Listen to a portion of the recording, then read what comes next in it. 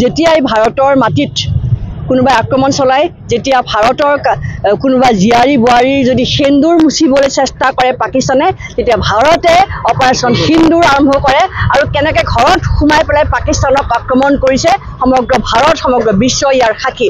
এই আক্ৰমণ বদলা ল'বৰ আক্ৰমণ নহয়, এই আক্ৰমণ ন্যায় দিয়াৰ আক্ৰমণ, যে আমাৰ সেন্দুৰৰ যিটো মানে কিমত তাৰ সেয়া ন্যায় দিয়াৰ আক্ৰমণ। গতিকে এই আক্ৰমণ কৰি পেলাই আমাৰ 9টা পাকিস্তানৰ টেৰৰিষ্ট ঘাটি ধ্বংস কৰিছে, 11টা এয়াৰ বেছ ধ্বংস কৰিছে, 3টা নিউক্লিয়াৰ বেছ ধ্বংস কৰিছে আৰু সেইটো প্ৰমাণ আছে যে নিউক্লিয়াৰ বেছ ধ্বংস হৈছে। পাকিস্তানে যিমান কৰক operation Sindoor is a very very successful operation, কাৰণ বাহিৰৰ পৰা আমি শুনা পাইছোঁ চাইনাৰ পৰা নিউক্লিয়াৰ লিকেজ ডিটেকশ্যন ফ্লাইট উৰিছে সেই এয়াৰ বেছকেইটাৰ পৰা ওচৰত পাজৰে, আৰু সেই নিউক্লিয়াৰ য'ত ঘাটিত আক্ৰমণ কৰিছে সেই আশে পাশে নিউক্লিয়াৰ লিকেজ মানে ডিটেক্ট কৰিব পৰা প্লেন উৰিছে। সেই তাৰ মানে এই প্ৰমাণ কৰিছে যে নিউক্লিয়াৰ বেছ মানে ধ্বংস হৈছে, কিন্তু ওপৰত ধ্বংস কৰা নাই, ভিতৰতে ধ্বংস কৰিছে। সেয়ে আমাৰ ব্ৰহ্মাস্ত্ৰ মানে আমাৰ অপাৰেশ্যন সিন্দুৰে এনেকুৱা ব্ৰহ্মাস্ত্ৰ এৰিছে, নামে ব্ৰহ্মাস্ত্ৰ অস্ত্ৰ,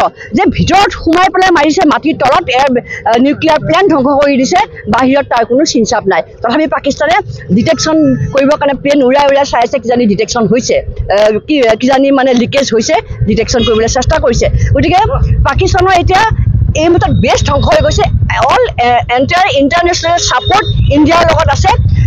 সমগ্ৰ আপুনি চাওক যিমানখিনি, আনকি চাইনাই কৈছে যে আমাৰ ইণ্ডিয়াই পাকিস্তানৰ আমাৰ ওচৰ চুবুৰীয়া, ইণ্ডিয়াৰ ওচৰ চুবুৰীয়া, will not side in favour of Pakistan. গতিকে এণ্টায়াৰ ইণ্টাৰনেশ্যনেল ছাপৰ্ট ভাৰতৰ লগত আছে। তেনে ক্ষেত্ৰত পাকিস্তানে যদি এতিয়া অলপ সময়ৰ কাৰণে যুদ্ধবিৰতি হৈছে, আৰু যদি পাকিস্তানে আকৌ যদি এই যুদ্ধবিৰতি উলংঘা কৰি আকৌ যদি আক্ৰমণ কৰে, এইবাৰ যে চিনচাপ পাকিস্তানৰ নোহোৱা হৈ যাব, সেয়া একদম দুৰূপ সত্য।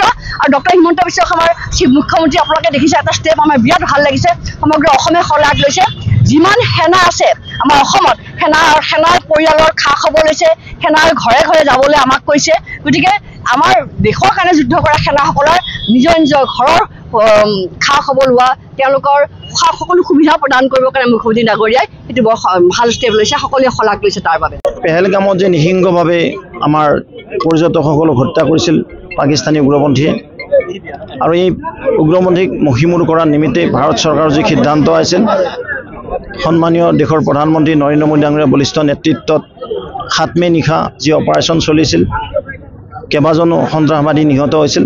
আৰু আমাৰ ভাৰতীয় সেনাক উৎসাহিত কৰাৰ কাৰণে, আৰু লগতে যি অপাৰেশ্যন সিন্দুৰ আমাৰ বাইদেউ ভগ্নীৰ যি শিৰৰ সিন্দুৰ মচি দিয়া হৈছিল, তাৰ যোগ্য প্ৰত্যুত্তৰ দিয়াৰ নিমিত্তে দেশৰ সন্মানীয় প্ৰধানমন্ত্ৰী ডাঙৰীয়াই অপাৰেশ্যন সিন্দুৰ নামেৰে যি অভিযান চলাইছিল, 100% আমাৰ ভাৰত চৰকাৰ সাফল্য হৈছে, সেনাবাহিনী সাফল্য হৈছে। সেই নিমিত্তে আমাৰ দেশত সমগ্ৰ দেশতে ভাৰতীয় জনতা পাৰ্টীৰ উদ্যোগত অপাৰেশ্যন সিন্দুৰক উৎসাহিত কৰাৰ লগতে ভাৰতীয় সেনাক সন্মান দিয়াৰ নিমিত্তে আমি তিৰংগা যাত্ৰা আৰম্ভ কৰিছিলোঁ। আজি আমাৰ ৰঙিয়াতো এই তিৰংগা যাত্ৰা আৰম্ভ হৈছে। আমি প্ৰায় 2 কিলোমিটাৰতকৈ অধিক পথ, 2000তকৈ অধিক সন্মানৰ ৰাইজ, কাৰ্যকৰ্তা সকলো মিলি আমাৰ নৱনিৰ্বাচিত প্ৰতিনিধিসকল, মিউনিচিপালিটিৰ চেয়াৰমেন, ভাইচ চেয়াৰমেন, লগতে আমাৰ জিলাৰ সন্মানীয় সভাপতি, জিলাৰ বিষয়ববী, আমাৰ জিলাৰ প্ৰভাৰী সকলো সমবেত হৈ এই পদযাত্ৰাত আমি অংশগ্ৰহণ কৰিছোঁ। আমি চেলুট দিছোঁ আমাৰ ভাৰতীয় সেনাক, আৰু চেলুট জনাইছোঁ দেশৰ সন্মানীয় প্ৰধানমন্ত্ৰী নৰেন্দ্ৰ মোদী ডাঙৰীয়াক।